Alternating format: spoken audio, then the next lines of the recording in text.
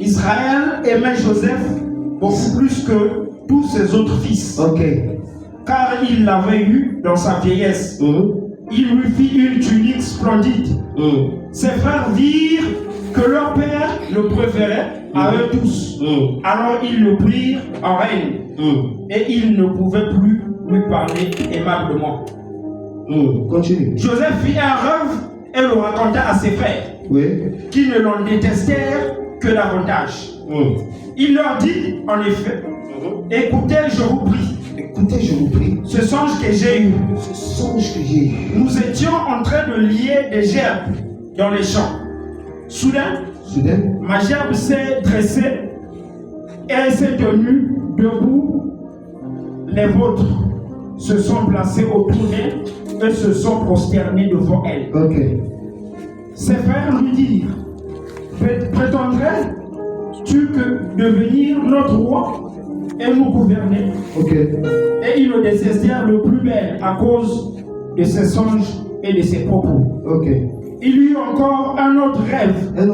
Qu'il raconta également à ses frères. Voici leur dit-il, j'ai encore fait un rêve. J'ai vu le soleil, la lune et 11 étoiles se prosterner devant moi. Ok. Quand il raconta ce rêve à son père et à ses frères, son père le reprimanda. Et lui dit, qu'as-tu rêvé là? T'imagines-tu que moi, ta mère et tes frères, nous allons nous prosterner en terre devant toi? Ses frères étaient jaloux de lui, mais son père garda la chose en mémoire. Continue. Les frères de Joseph allèrent faire paître les troupeaux de leur père dans la région de Sichem.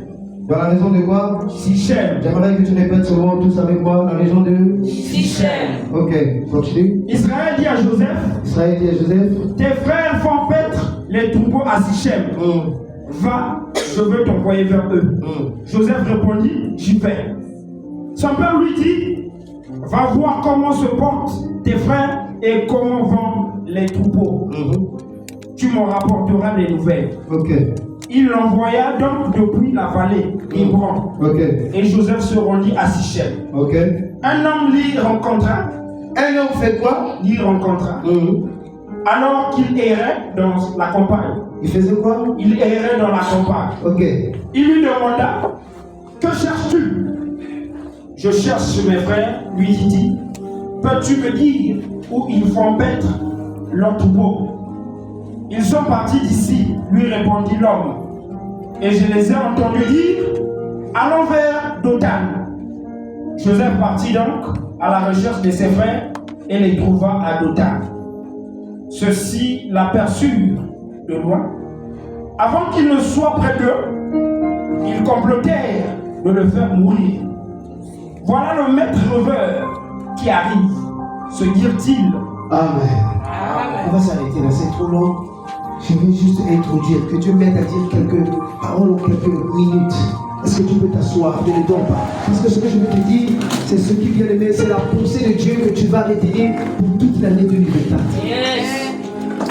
C'est une histoire que tu connais mieux que moi, s'il te plaît. C'est une histoire que tu maîtrises mieux que moi. Il y a des lecteurs terribles de la Bible en C2. Je crois que je suis dans une assemblée des sacrificateurs qui méditent sur la parole de Dieu. D'ailleurs, c'est une recommandation biblique que celui de la loi ne se lève pas de ta bouche, médite le jour et nuit. On n'a pas dit soyez des lecteurs de la Bible, mais on a dit soyez des quoi? Ceux qui méditent. Alléluia. En fait, ceux qui font quoi? Ceux qui mangent, se nourrissent de la parole de Dieu. Bien aimé, il y a une différence entre celui qui lit la parole et celui qui fait quoi? Qui médite la parole. Amen. Celui qui médite la parole vit selon la parole. Sa vie correspond à la parole. Tandis que celui qui lit la parole, sa vie aussi est comment? Semblable, est différente de celle qui médite la parole. Alléluia. Amen. Joseph, que nous allons retenir ce soir. La Bible nous parle d'une histoire que tu connais. Joseph est le fils, le tout dernier, avant que Benjamin ne naisse, est le fils de Jacob. Jacob est le fils de qui? D'Isaac. Isaac est le fils de qui? D'Abraham. Voilà comment cette généalogie, bien aimée, nous devions, chaque fois que nous méditons la parole, comprendre pourquoi est-il important d'étudier la vie de ces hommes-là. Parce que notre vie, par adoption en Christ, est attachée au patriarche Abraham, qui est le père de la foi. Joseph, la Bible nous dit qu'il n'était pas seul dans sa famille. Il était le Benjamin, et pas un Benjamin de 2, 3, 4 frères. Ils étaient nombreux, s'il vous plaît. Ils étaient près de 10 frères.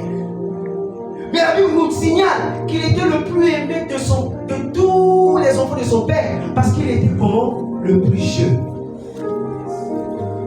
Sais-tu qu'à cause de ta jeunesse, tu as beaucoup de grâce de Dieu sur toi plus que les vieillards? Oh, tu ne m'as pas compris. Je disais, à cause du fait que tu sois jeune, la grâce de Dieu est plus débordante sur toi que les vieux. Amen. Pourquoi? Parce que la jeunesse constitue un atout pour le prolongement d'une vision. Yes. Ah, tu ne m'as pas compris. Yes. Je disais que la jeunesse constitue un atout majeur pour le prolongement d'une vision. C'est pourquoi la Bible dit dans le livre d'Ecclésiaste, jeune homme, fais très attention. Pendant les jours de ta jeunesse, tourne les regards vers Dieu. Parce que quand tu seras vieux, tu n'auras plus cette force-là. J'étais en train de faire une fille, je lui disais, ce qu'on les mains aux enfants, la jeunesse, vieillesse, et comme il passe sur une oh, je ne sais pas si je parle à quelqu'un. C'était une parenthèse pour te dire que jeune que tu es un atout pour l'élargissement du royaume de Dieu sur la terre. Amen. Tu ne m'as pas dit amen. Joseph, bien aimé, était aimé par son père. Premier facteur. Le deuxième facteur, c'est que je me suis posé la question. Si vous regardez cette Bible que je griffonne à tout moment parce que quand je la médite, moi-même je parle avec la Bible. La Bible me parle, je lui pose encore des questions. Je me disais, mais pourquoi Joseph était aimé plus que ses frères? Après, je découvre que Joseph était un peu sondeur. C'est que lorsque ses frères commettaient des bêtises, c'est lui qui était le rapporteur. Je me suis donc basé sur cette. Tu se fais pour dire que son père l'aimait parce qu'il venait lui rapporter les choses que ses frères. Or, ce n'était pas ça. Ce n'était pas ça. Pourquoi? Parce que la Bible dit ceci. Lorsque Joseph était né, l'amour du père l'avait poussé à lui confectionner comment un manteau de multicouleurs. Et ce manteau était réservé rien qu'à Joseph. Et lorsque le père le lui avait donné, c'était un symbole comment? Prophétique. Ah. Jacob est celui qui est descendant d'un patriarche. Ce patriarche est celui qui vit selon l'ordre de Melchizedek. Et lorsque tu es né d'un tel père, toi aussi tu profites de cette alliance. Automatiquement, si tu es prophète, tes enfants sont aussi comment des prophètes. Parce que l'esprit qui est sur toi est aussi sur tes enfants. Yes. Amen. Et l'esprit qui était sur Isaac, il reposait sur comment? Sur Jacob. Et étant prophète, il y a des actes qu'il posait sans qu'il se rende compte que ce qu'il était en train de faire était purement comment? Prophétique. Il va prendre le montant, il va confectionner à cet enfant, il va le lui donner. Mais l'enfant ne savait pas de quoi il s'agissait. L'enfant ne savait pas ce que ça signifiait. Jusqu'à ce que Dieu va donc entrer dans l'intimité de l'enfant. Savez-vous, lorsque tu dors et que tu rêves des choses, c'est pourquoi ne permet pas à un esprit de venir te violer la nuit. Parce que le songe, c'est le monde de l'intimité. C'est ton intimité. Ne permet pas à une femme de nuit, un mari de nuit, de venir perturber ta nuit. Yes. Oh, tu es là?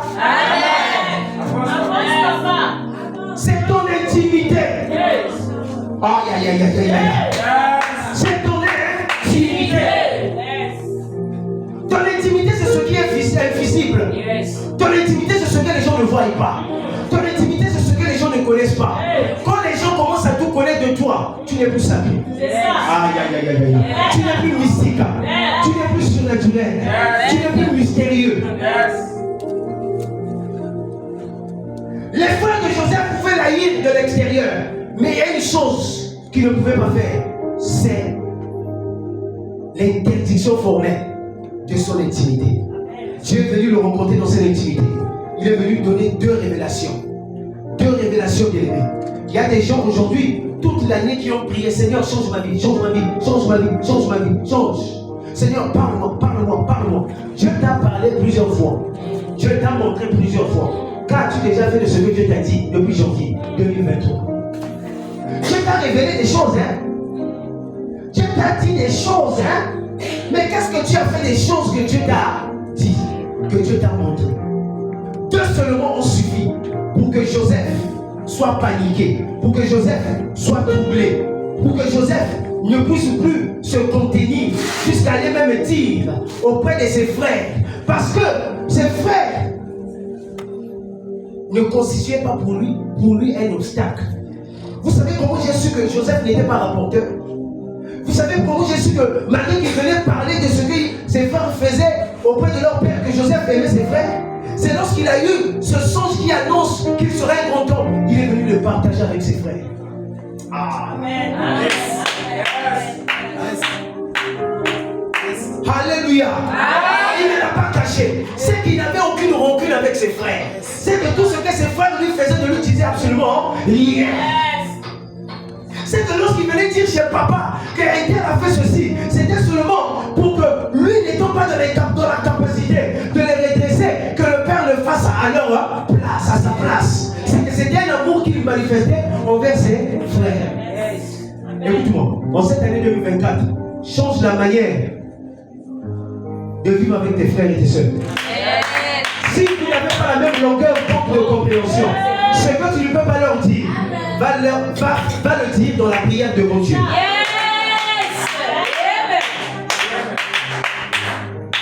Tu te trouves devant ton grand frère, c'est ton aîné. Qu'est-ce que la Bible dit? La Bible dit, on doit honorer nos aînés. Tu ne peux pas l'insulter, tu ne peux pas le blâmer, tu ne peux pas lui faire des reproches. Mais on mène lui à l'autel de la prière. Commence à le parler. Il a dit, Seigneur, je te présente tes terres. Alléluia. C'était une parenthèse. Joseph a parlé de ses songes. Et le père n'était pas encore là lorsqu'il a vu le premier songe. Le deuxième, c'est celui qui sera encore compliqué. Lorsque Jésus voulait attirer l'attention de ses disciples, il leur disait toujours en vérité et en vérité. Il a dit, j'ai fait un songe. Le père a écouté. Le père, dans l'esprit d'un prophète. Le père, dans l'esprit d'un homme spirituel. Le père, dans l'esprit d'un sacrificateur, avait déjà discerné ce que ce songe voulait dire. Ce n'était pas une simple songe. Vous savez que tu peux dormir, tu fais aussi le chômage dans le songe. Tu es chômeur dans la journée, tu es aussi chômeur dans le spirituel. Je prie pour 2024 que tu ne sois pas chômeur dans le spirituel. Oh papa, dans l'outil. En fait, il y a des gens qui font des songes. Elle a des gens pensé sur le mariage toute la journée. Après, il va faire. C'est un ami qui était parti en France, qui est venu pour l'épouser. Après, il vient à l'église, oh papa, vraiment le fond est là, Dieu a répondu. Frère, on va prendre le fond. Mais dis pas que Dieu t'a parlé. La Bible dit dans le livre d'Ecclésiaste, c'est par les activités de la journée aussi que certaines choses font comment? Viennent. Alléluia. Mais les rêves de Joseph, ce n'était pas bien aimé basé sur quelque chose. C'était un enfant. La Bible dit qu'il avait 17 ans, s'il vous plaît. 17 ans. Il n'avait encore rien dans la tête. Penser femme, penser ceci, penser. C'était pas encore ces histoires-là. Il était aimé de son père. Son père avait l'argent. Son père était riche. Ils avaient les troupeaux. Il mangeait à sa faim. Il va penser à quoi? Il va penser à quoi? Alléluia. Il avait comment? 17 ans. 7 plus 1 égale combien? 7 plus 1 égale combien? 8, c'est le chiffre de l'alliance.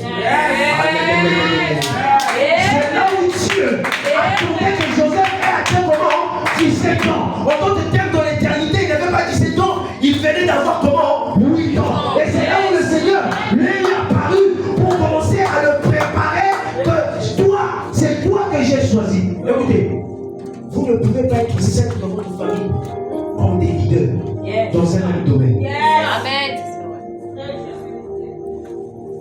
un pays, il y a un président, il y a les ministres, il y a les députés, il y a les généraux, il y a les chefs du quartier. Alléluia. Je ne sais pas si toi tu es chef du quartier, si tu es chef coutumier. Joseph est allé parler. Son père a dit, ce que tu as vu est grave. Ça veut dire que toi, tu seras plus grand que nous. Et nous allons nous prosterner devant toi. C'est passé d'aimer. La Bible dit ceci. Les frères sont allés. Je commence à chuter sur mon introduction. Je parle sur l'introduction ce soir. Le père a pris Joseph. Il dit, va auprès de tes frères. Tes frères qui se trouvent à Sichem. Oh mon Dieu. Va leur donner à boire, va leur donner à manger, va prendre de leurs nouvelles. Écoutez, si Joseph était déjà mature, prenons tout ce que les frères faisaient contre lui, il ne pouvait pas accepter d'aller vers ses frères, seul, sans son père, parce qu'il ne pouvait que s'attendre à la mort, parce qu'il ne pouvait que s'attendre à la méchanceté, parce qu'il ne pouvait que s'attendre à des mauvaises choses. Le père lui dit, prends ces trucs, vas-y. Je vous ai dit que la seule chose qui fait que ta vie chrétienne soit différente des autres, c'est l'obéissance. Yes. C'est pourquoi tu verras une personne qui vient de recevoir Jésus maintenant. Mais il est en train de faire des exploits. Yes. Il prie pour les malades sont guéris. Il chasse les démons, il fait. Donc sa vie, mais toi tu as fait 20 ans. Quand tu dis au nom de Jésus, le démon même te gifle. Amen. Amen. Chasser les démons dans la vie chrétienne, c'est le P1 de la spiritualité. Chasser les démons, c'est le P1. Toi, tu es déjà baptisé, tu as chassé comme des démons. Pasteur. Alléluia. Le père physique, c'est Jacob. Il dit à son fils, vas-y. Le fils est parti. Regardez, quand je lisais ce passage, Dieu m'a parlé, Dieu m'a montré des choses qui m'ont bouleversé. Écoute-moi, dans la vie, tous nous avons des pères. Dans la vie, tous nous avons des parents. Et chaque parent a toujours un projet pour ses enfants. Peu importe son niveau d'études, peu importe bien aimer ses finances, peu importe son niveau social, tout parent a toujours un projet pour les enfants. Et le père ici, Jacob, avait un projet pour ses enfants. Et le particulier de ses enfants, c'était Joseph. Il va l'introduire vers une destination. Tout parent, lorsque tu mets un enfant au monde, tu le prépares à aller au primaire, tu le prépares à aller à l'université, tu le prépares bien aimé. Sichem, s'il représente bien aimé la destination choisie par ton père. Sichem, il représente la destination choisie par ta mère. Sichem, il représente la destination choisie par une personne de ta famille. Il te prépare une destination. Je t'envoie à l'école pour que tu puisses avoir le bac. Quand tu arrives au bac, c'est ça ton système. Tu te prépares après le bac pour aller à l'université. Quand tu arrives à l'université, c'est pour avoir la licence. Je te prépare pour continuer encore. Chaque fois que le père décide de te faire les études, il te ferait une destination quelconque. Mais ce qui m'a bouleversé, c'est que Sichem est limité. Sichem s'arrête toujours. Sichem s'arrête toujours. Le Père qui t'envoie, c'est là où tu vas t'arrêter. Parce que c'est à la mesure de ce qu'il met en jeu pour toi que ta vie dépendra. Amen. Si le Père t'envoie à l'école primaire, il s'attend à ce que tu lui rapportes le CEP. Si le Père t'envoie au collège, il s'attend que tu lui ramènes quoi? Le PPC. Si le Père t'envoie au lycée, il s'attend que tu lui ramènes quoi? Le bac. Jacob avait envoyé Joseph aller vers ses frères à Sichem pour qu'il lui rapporte des bonnes nouvelles. Chaque fois que ton père physique, chaque fois que ton père biologique t'envoie à Sichem, c'est pour que tu reviennes avec quelque chose. Combien des enfants sont frustrés parce que lorsqu'ils sont arrivés à Sichem, ils n'ont pas trouvé plein de causes. Joseph est arrivé à Sichem, mais il n'avait pas trouvé ses frères. Quelle nouvelle allait-il rapporter à son père? Joseph était troublé parce que son père lui avait dit, va où? À Sichem. Jacob savait que le terminus de ses enfants c'était où? À Sichem. Mais arrivé là-bas, la Bible dit que ses frères n'y étaient pas. Plusieurs personnes, malgré là où les parents vous ont placé pour les études, malgré là où les parents vous ont mis, vous n'avez pas bien aimé ramener des résultats que les parents ont fait quoi? Ont désiré. J'ai vu des gens, malgré le BPC, le bac, la licence, les parents ne sont toujours pas comment? Satisfaits. Tu as eu ton bac, tu as eu ta licence, tu as eu ton master, mais tu es arrivé quelque part où tu n'as pas de travail. Parce que le parent investit pour qu'à la fin tu le soutiennes. Mais à la fin, il ne reçoit aucun soutien de ta part. Parce que si jamais comment? Limité. Le Père t'introduit dans ce qu'il maîtrise. Le Père qui te conçoit, le Père qui t'a mis au monde, le Père physique, la mère physique t'introduit dans ce qui est comment? Physique. Sichem était un lieu géographique connu par Jacob, connu par ses frères, connu par ses sœurs, connu par Joseph lui-même. L'une des motivations de plusieurs personnes à obéir à leurs parents, c'est parce qu'ils ont la connaissance dans ce dans quoi ils s'embarquent. Lorsque Joseph arrive à Sichem, il était troublé parce qu'il n'avait pas vu ses frères. Je vois des gens qui sont aujourd'hui tellement stressés. Avec leurs parents, ça ne s'entend plus. Parce que moi-même, je suis passé par là. Tu vois, à un certain niveau, ton père te rappelle que tu as grandi. Ton père te rappelle, ta mère te rappelle que tu dois plus vivre sur le toit. Tu deviens comme un rival. Parce que quand tu es arrivé à Sichem, tu n'as pas trouvé gain de cause. La Bible dit c'est arrivé là qu'il va rencontrer un homme. Aïe aïe aïe. Cette personne-là, c'était l'ange de Dieu, le Père dans la foi. Le Père dans la foi, c'est celui qui va te donner la direction de ta destinée. Ah, tu ne l'as pas compris. Je dis à quelqu'un, Joseph ne savait pas ce qu'il était. Joseph, arrivé jusqu'à Sichem, il était encore Joseph. Il se disait qu'il va repartir vers son père. Mais c'est parce qu'il est arrivé à Sichem que Dieu va commencer quelque chose avec lui. En lui faisant rencontrer l'ange qui va lui dire: ceux que tu cherches ne sont pas ici, mais ils sont quelque part. Mais tu ne peux jamais être intronisé si tu n'es pas introduit dans la chose dans laquelle tu vas venir.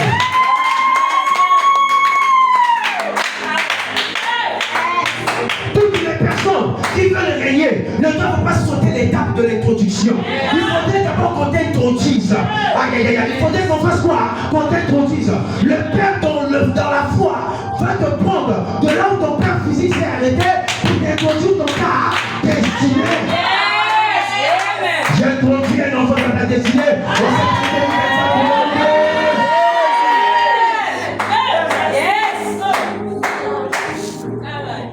Joseph voulait faire une demi-tour. L'ange lui a dit, l'ange représente le Père dans la foi. Il lui a dit: va à Dothan. Oh, laisse-moi te dire que Dothan, c'est là où la rencontre avec le Seigneur commence. À Dothan, c'est là où tu as levé le parcours avec Dieu commence. À Dothan, c'est là où tu t'introduis maintenant dans ta destinée.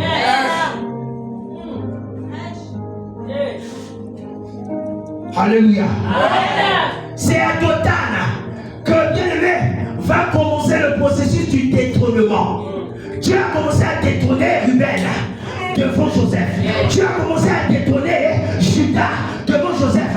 Dieu a commencé à détrôner chaque frère de Joseph parce qu'il devait prendre Joseph, le placer. Il a dit à David: assieds-toi à ma droite, je ferai de tes ennemis ton marche libre.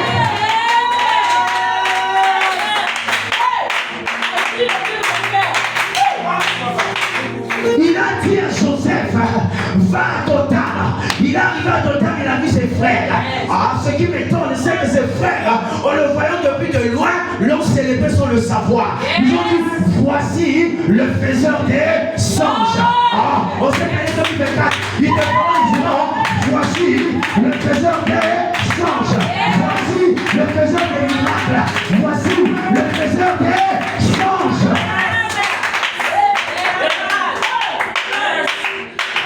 Alors ta femme a noté yakate koksamagate. Akali la basata. Écoutez, ce n'est pas toujours de garder les choses. Amen. Il y a des choses que tu dois dire en public, sur lesquelles les gens doivent se moquer de toi. Yes. Yes.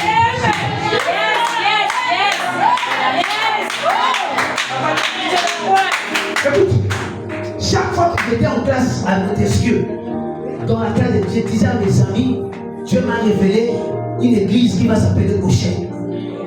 C'est en train de se moquer de moi. Alléluia. Amen. J'ai un de mes collègues avec qui on était dans la même classe. Sois béni. Yes. Amen. Alléluia. Joseph, arrivé à ton temps, il se disait que je vais vers mes frères.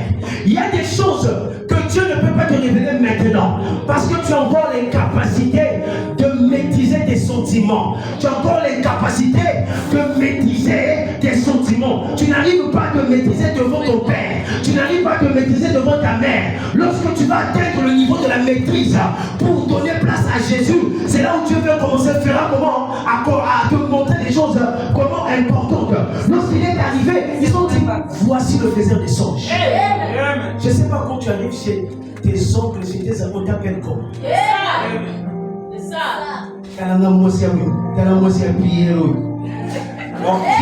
Quand tu dis ça, faut dire qu'il en soit ainsi.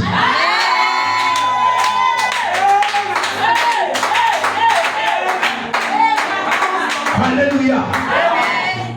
Il y a une maman près de moi qui me disait, quand on est caca au marché Mayaka, il dit quand je vois ton corps, on a écrit prière de tout le corps. C'est que je me suis dit, maman, le deuxième don de la personne que tu vois s'appelle comment? Prière.